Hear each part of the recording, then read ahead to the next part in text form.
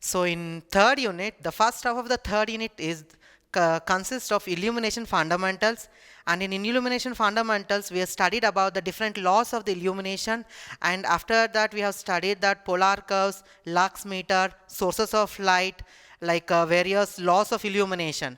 After that, in combination or in follow of that illumination fundamentals, we are going to study the another half of the third unit, that is various illumination methods. That is various illumination methods. So in this various illumination methods, first we will start about that comparison between the tungsten filament lamps and fluorescent lamps, tungsten filament lamps and fluorescent lamps, right? So we will see that comparison between the tungsten filament lamps and fluorescent lamps. That is the first concept. So in the second concept, we'll study about the basic principles of the light control.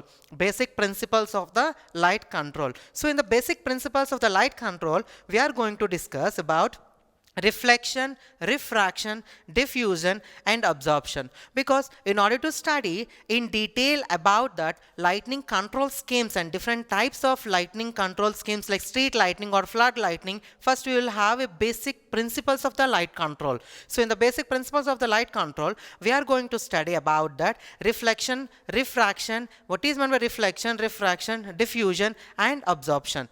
Next we'll see that the types of the lamps or the design of the lamps, and then followed by the design considerations, then different types of lightning schemes we will see, right? So nextly we'll see that types in the design of the lightning. The next concept is types and the design of the lightning. So firstly, in types of lightning schemes, we are going to discuss about that direct lightning, indirect lightning, semi-direct lightning, semi-indirect lightning and general lightning. Again I'll repeat, the next concept is that types and design of lightning. So in types we are going to discuss about that direct lightning, indirect lightning, semi-direct lightning, semi-indirect lightning and general lightning. In case of design, the first, this is the types, right? So in case of design of lightning schemes, where we are going to discuss about the certain factors, that is illumination levels, space height ratio, utilization factor, depreciation factor and waste light factor.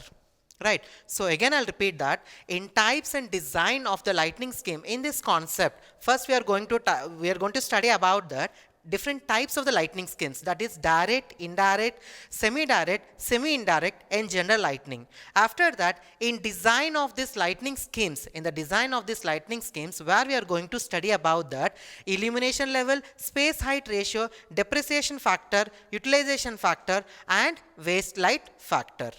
Right? So the next concept is that calculation of the lightning schemes.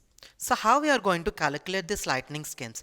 In order to calculate different lightning schemes, we are having certain parameters, I'll say. Those parameters are, the first one is gross phi. So it's nothing but how we are going to calculate, we are going to calculate that E, that is that intensity, that is the lux or lumens per meter square. That is E is lux or lumens per meter square, right? So and A is the area,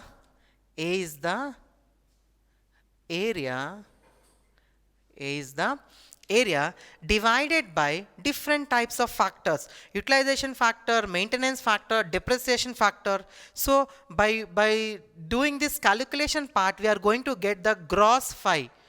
Right, we are going to get the gross phi. So after that, suppose I have, in order to understand in the primary stage, in order to understand this concept, first I have portrait with that formula and a basic calculation. Then when the lectures go on, then we will have a detailed problem solution regarding the lightning schemes done. So first we will see that in a gross way how we are going to calculate the gross phi.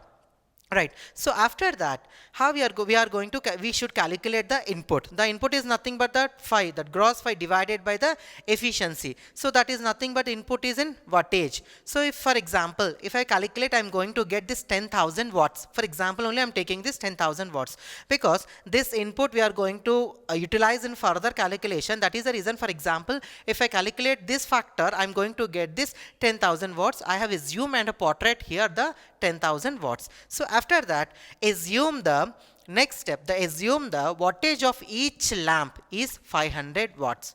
I am assuming that the wattage of each lamp is 500 watts. So next what we are going to calculate, I am going to calculate the number of bulbs. So number of bulbs, it has been given by input, that is that this part, the input divided by the assumed wattage, that is the third step, that is input divided, that is 10,000 watts divided by 500 watts, that is input divided by assumed watts. So if you calculate, we are getting 20 bulbs. So in this way we are going to calculate the number of bulbs, that is 20. So in this way we are going to now, once we are going to calculate the number of bulbs, in which position we are going to place in further we are going to see. But this is how the calculation of the lightning schemes will come into the picture, that is gross phi, how you are going to calculate, input how you are going to calculate, and how you are going to calculate number of bulbs also we are going to see. And based upon this funda we are going to calculate the different lightning schemes, followed by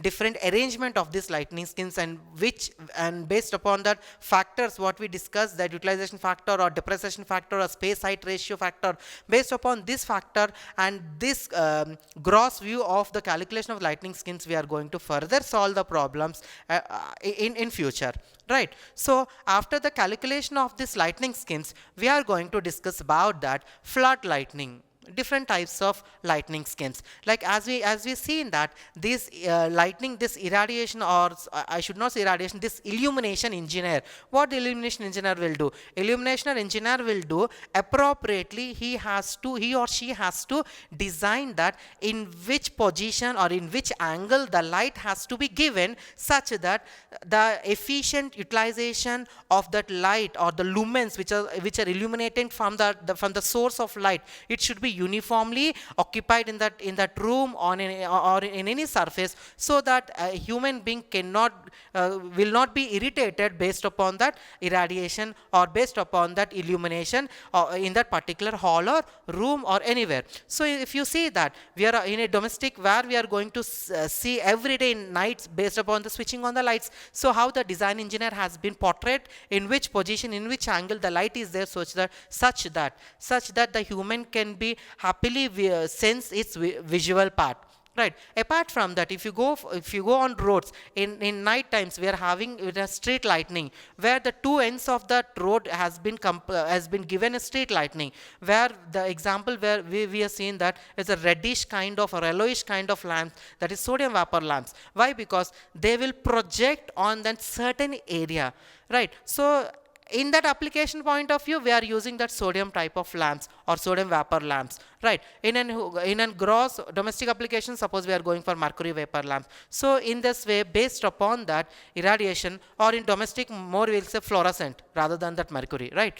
So based upon the gross utilization of the different types of lamps, the design engineer has going to portray in such a way. If suppose everyone know that another practical example is that everyone interested to play cricket, right? In a cricket stadium, how day and night test matches, how their people are going, people are playing in night times also, based upon that lightning scheme called as flood lightning, where that entire stadium has been illuminated, and in which from longer distance the audience can enjoy that visual effect of that entire ground with the help of this flood lightning scheme. So apart from that flood lightning scheme, we will also see that LED lightning scheme, street lightning scheme, domestic lightning scheme, right? Different lightning schemes we are going to see in detail, how with a practical example, how we are going to see this visual effect, and human being without irritating that light on his eye, how he is enjoying the visual treat. Next we will see that conservation of the energy. So with the last topic, the conversation of the conservation of energy, we are going to complete this. Means this is a gist or the introduction part of an various illumination methods. Again, I am repeating, these are the different basics knowledge we are going to understand in order to go in detail about this particular topic, that is various illumination methods. Right. First, we have seen that the difference between the tungsten and the fluorescent lamp. After that, followed by we have seen that different types of lighting schemes. Next, we have seen that before the types of lighting schemes, we have also seen that before that types of lighting schemes, we have seen that basic principle of lighting control. Right, first we will see the tungsten and fluorescent difference, then we have seen the basic lighting control, that is reflection, refraction, diffraction, diffusion. After that we have seen that different types and design of lighting schemes, followed by we have seen that calculation of the lighting schemes, then flood lighting, LED lighting, street lighting, domestic lighting, and at the end we have seen that conservation of energy. Right, so this is the entire concept we are going to cover in future in detail in this particular concept, that is second part of the unit number 3, that is various illumination methods. Right, so this introduction part is sufficient in order to study further. Thank you.